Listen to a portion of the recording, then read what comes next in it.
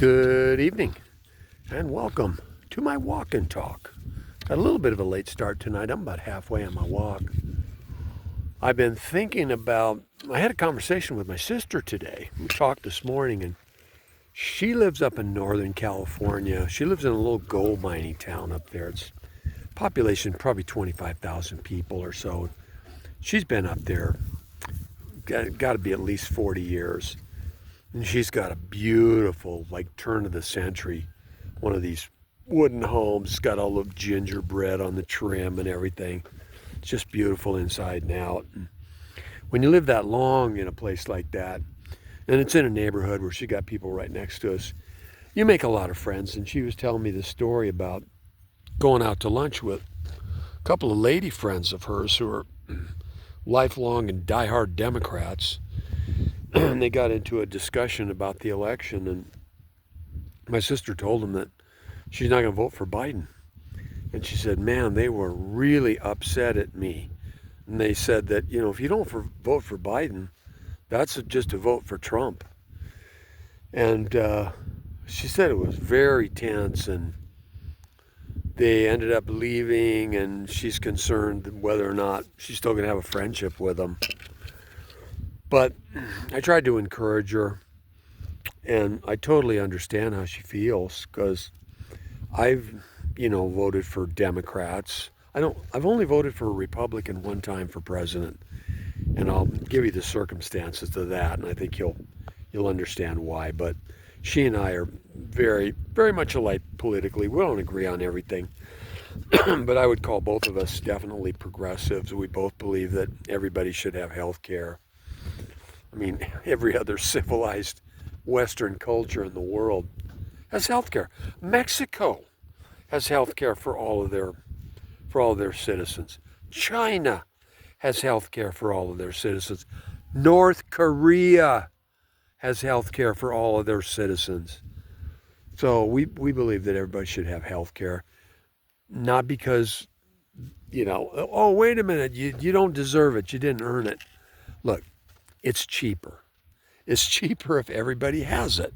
Because in a way, everybody has health care in this country. Like, for instance, if you don't have regular health care and you break your arm or you're bleeding and you go to the hospital, they have to take you. There's a law that says they must take you and do whatever they have to do. You have a heart attack, they got to take you and they got to work on you. Guess who pays for that? Excuse me, you and I do. We pay for that on our taxes. And it's a lot more expensive when you have to go to the emergency room. It's much better to have health care that's a preventative type thing. So I don't mean to get up on my high horse about health care and get off the subject that I was talking about, which is the way our fellow Democrats, because I consider myself, I'm a registered independent, but I'm always on the side of the Democrats because they're on the side of the small guy, the working guy. So anyways, these ladies are really upset with her, and they, I guess they gave her a pretty hard time. And I think that's unfortunate, because I think my sister has an obligation to push back on what she feels is the way that the Democratic Party has really failed us over the years. And particularly in the last 40 years. Of course, Reagan was president from 1980 to 1988. Then George Bush Sr. was president for 4 years after that. And then Clinton took over there for 2 terms. And then George Bush Jr. took over for 2 terms. And then Obama had 2 terms. And then Trump had a term. And then Biden had a term. So there's been plenty of years where the Democrats were in power and could have taken care of these difficulties that we're experiencing. So anybody like myself or my sister should not feel any shame because we don't want to vote for Joe Biden. Now, in my case, I live in California, and when the election comes around this time, I won't vote for Joe Biden either. I'll write somebody's name in. But if I thought for 1 second that Joe Biden, if he's the nominee, and I don't think he will be, if I thought for 1 second that he was going to lose California, I would vote for him. But a Democrat, a presidential nominee for president of Democrat, has not lost California since, I'm trying to think of the last time, maybe George Bush Sr. I think he carried California after Reagan. Of course, Reagan was the was the native son, so he won it for two terms there. But George Bush Sr. was the last one. So ever since then, we've never elected a Republican president. So if it's Biden, he's going to win the state. I don't feel bad about that. So, sister, if you're watching this, don't let that bother you. You have an obligation to speak out because of what's at stake.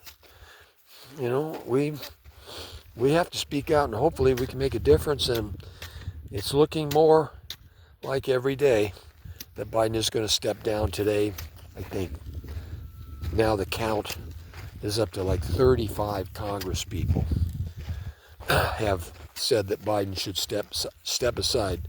Zoe Lofgren of California, do you know her? She was on the January 6th commission. She was one of the representatives on that. She's from California, and she's been a very loyal Biden supporter. And she said, it's time for you to step down, Joe, for our country, because this is an existential threat we're facing. Now, in my own case, because I live out here in the country and I don't have that much contact with people, I'm not around people a lot to engage face-to-face in political conversations, but I watch people on YouTube, and there's a guy I like. His name's John Flannery. He's a lawyer. He lives in Virginia, but he still practices law, and he's probably in his early 70s. And he's got his own channel, his own YouTube channel, and he does a walk and talk, and that's where I got the idea. When I saw him doing that, I thought, hey, that's pretty cool. I'd like to do that too. So he kind of inspired me. You will see him occasionally. CNN will have him on a panel to get his legal expertise on it. He always wears a bow tie. Like I said, he looks like Robert Redford.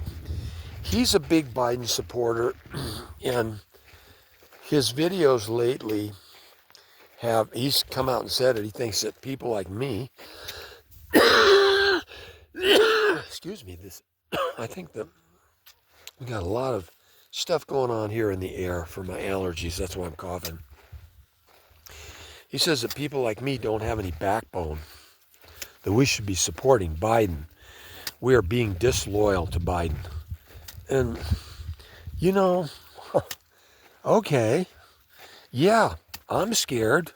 I'm scared that Biden will be the nominee and Trump will bury him.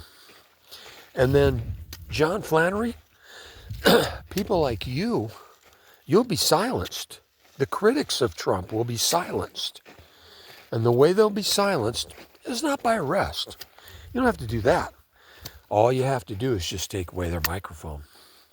Jon Stewart, Jimmy Kimmel, Bill Mayer. All you have to do, since you're the president and you have complete immunity, you can say something like,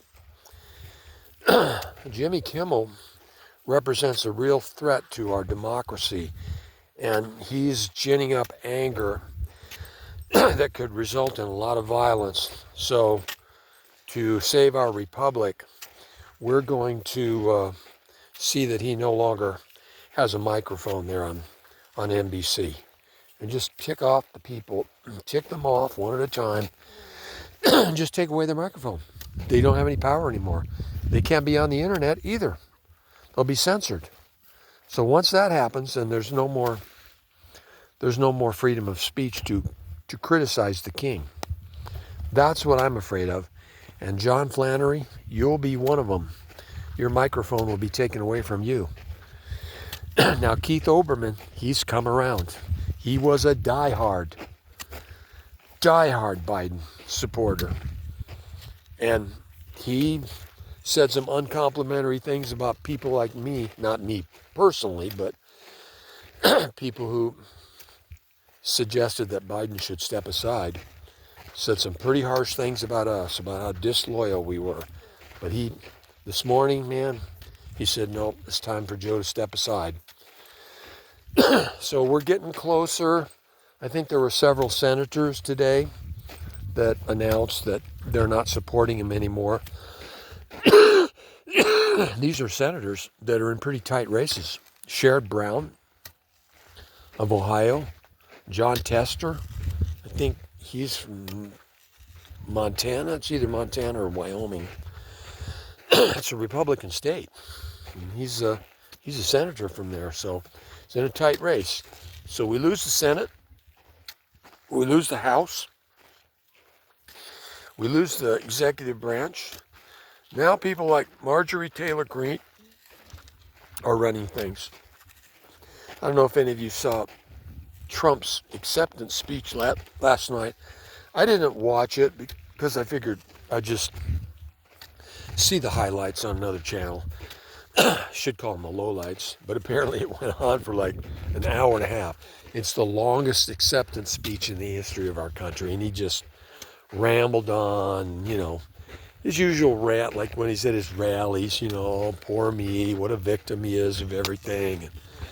And same old, and apparently the people that were there that didn't have a dog in the fight, they said they were looking around at the crowd, and they said the crowd was starting to get restless. People were looking at their watches, and getting on their phones and just like getting antsy to leave. So, there's an old saying in the entertainment industry, you wanna leave them hungry for more. He doesn't do that though. He has no concept of that. He just stands up there and talks about himself.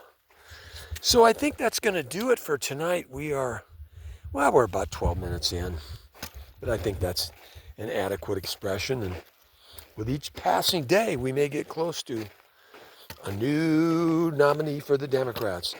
And I couldn't think of Mark Kelly's last name last night on that video, but it's Kelly. And he's an interesting guy. I want you guys to go check him out. Either Google him or go find him on YouTube. I'm going to investigate a little bit more about, I like his voting record and some things like that. So until tomorrow night, thanks again for watching. I really appreciate it. Good night.